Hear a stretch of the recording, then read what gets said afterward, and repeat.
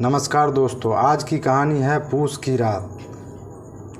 हल्कू ने घर आकर अपनी पत्नी मुन्नी से कहा, घर में जो रुपये रखे हैं उसे ले आओ। सहना आया है, उसे दे देता हूँ ताकि उसे पीछा छूटे।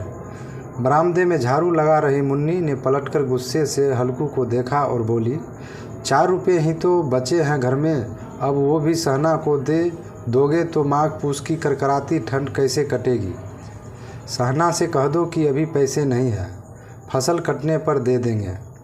हल्कू एक घड़ी सोच में पड़ गया कि मुन्नी की बात भी सही है, कंबल के बिना ठंड काटना मुश्किल हो जाएगा। लेकिन हल्कू उस अरियल सहना को जानता था, वो पैसे लिए बिना जाएगा नहीं।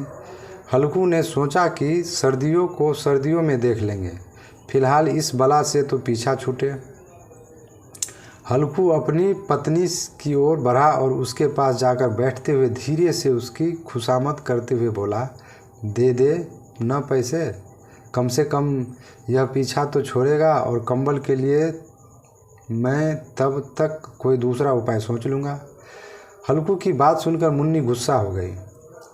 हल्कू को गुस्से से घूरते हुए मुन्नी ने कहा, तुम तो चुप ही रहो, बताओ जरा कौन सा उपाय है तुम्हारे पास। ऐसे ही कोई तुम्हें खैरात में कंबल तो देगा नहीं, न जाने कौन सा कर्ज है जो कभी चुकता ही नहीं। तुम न खेती करना छोड़ दो, क्या फ़ायदा खेती का जब फसल होते ही पूरी कमाई कर्ज चुकाने में चली जाए। तुम्हें जो सही लगता है तुम करो, लेकिन मैं तो 1 पैसा नहीं दूंगी। मुन्नी को गुस्से से लाल होता देख हल्कू उदास हो गया और धीमे से बोला, तो क्या मैं उसकी गाली खाऊं। उसकी बात सुनकर मुन्नी का मन पसीज गया और आवाज़ में थोड़ी नरमी लाते हुए वह बोली, ऐसे कैसे वह गाली देगा, क्या उसका राज चलता है यहाँ। मुन्नी जानती थी कि हल्कू की बात में कड़वी सच्चाई है, इसलिए वह उठी और चुपचाप कमरे से रुपये निकाल कर ले आई और हल्कू को थमाते हुए बोली, मैं फिर कह रही हूँ तुम यह खेती बाड़ी छोड़ दो, मजदूरी करोगे तो कम से कम किसी की सुननी तो नहीं पड़ेगी और 2 वक्त का खाना तो नसीब होगा। मुन्नी की बात सुनकर हल्कू चुपचाप सिर झुकाए रुपये लेकर बाहर चला गया। हल्कू उन 3 रुपये की अहमियत जानता था जिसे उसने पाई पाई जोड़कर कंबल खरीदने के लिए जमा किए थे। सहना को रुपये थमाते हुए हल्कू के हाथ कांपने लगे, जैसे वह सीने से अपना दिल निकालकर सहना की हथेली में रख रहा हो। वक्त बीतता गया और पूस की वो करकराती सर्द रातें भी आ गई। आसमान में जैसे चांद तारे भी ठंड से ठिठुरने लग रहे थे। हल्कू अपने खेत के किनारे बांस व पत्तों से बनाए मचान के नीचे पुरानी सी चादर ओढ़े कंपकपाते हुए बैठा था और साथ में उसका कुत्ता जबरा भी उसके साथ था, जो सर्दी के कारण बार बार कूं कूं की आवाज़ निकाले जा रहा था। ठंड इतनी ज़्यादा थी कि दोनों की आंखें से नींद कोसों दूर थी। सर्दी से खुद को बचाने के लिए हल्कू ने अपनी गर्दन को घुटनों से सटाते हुए अपने कुत्ते की ओर देखते हुए कहा, जब पता था कि यहाँ इतनी ज़्यादा ठंड है तो क्यों मेरे पीछे पीछे खेतों में आ गया। घर में होता तो कम से कम 4 दीवारी में इतनी ठंड तो न लगती। अब पड़े रहो ठंड में यहाँ। अब जबरा शांत हो गया था, शायद उसे पता चल गया था कि उसके मालिक को कूं कूं की आवाज़ से नींद नहीं आ रही है।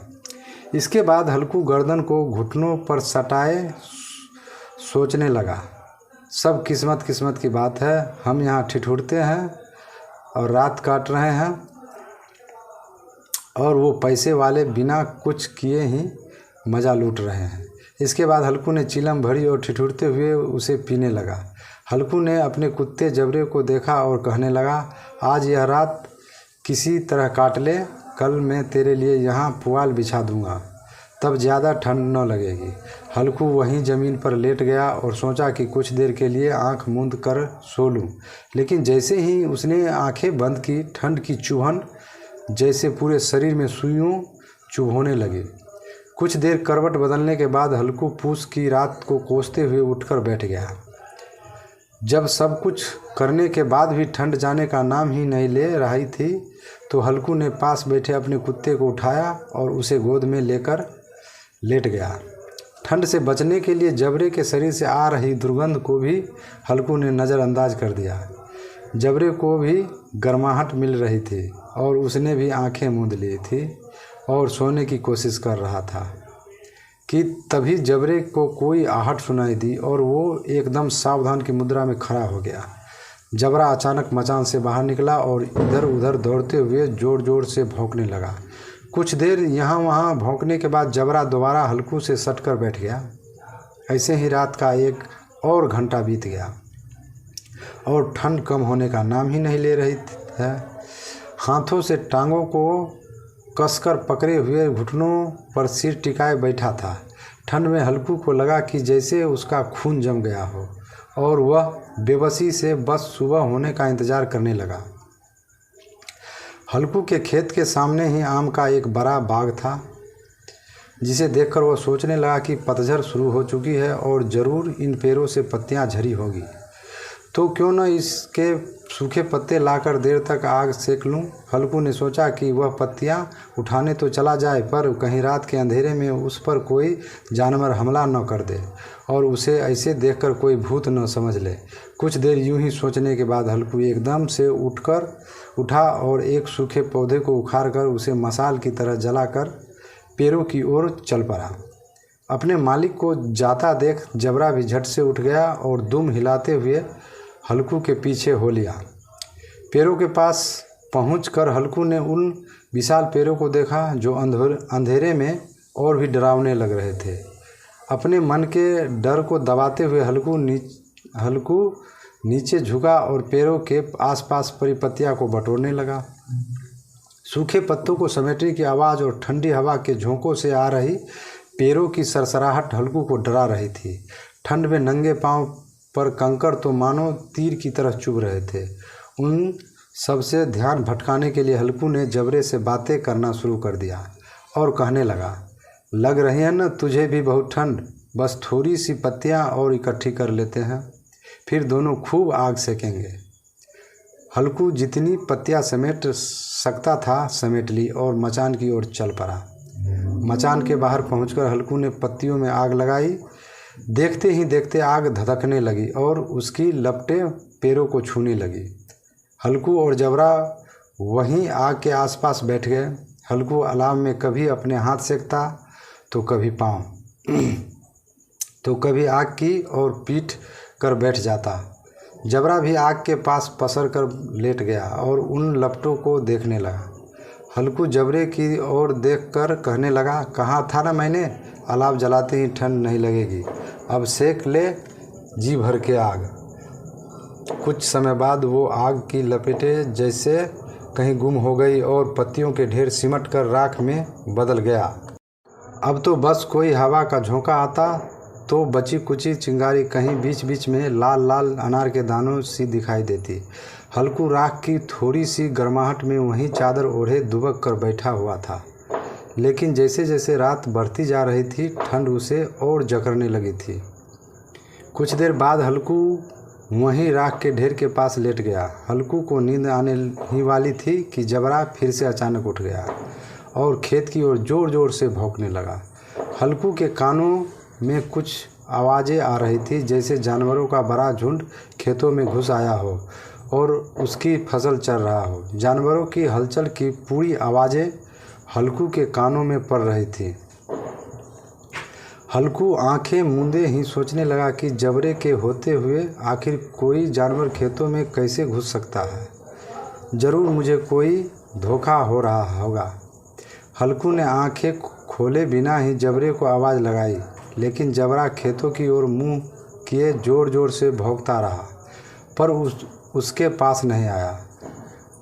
कुछ देर बाद खेत में चरने की आहटें तेज हो गई और अब हल्कू को पूरा यकीन हो गया कि खेत में ज़रूर जानवर घुस आए हैं।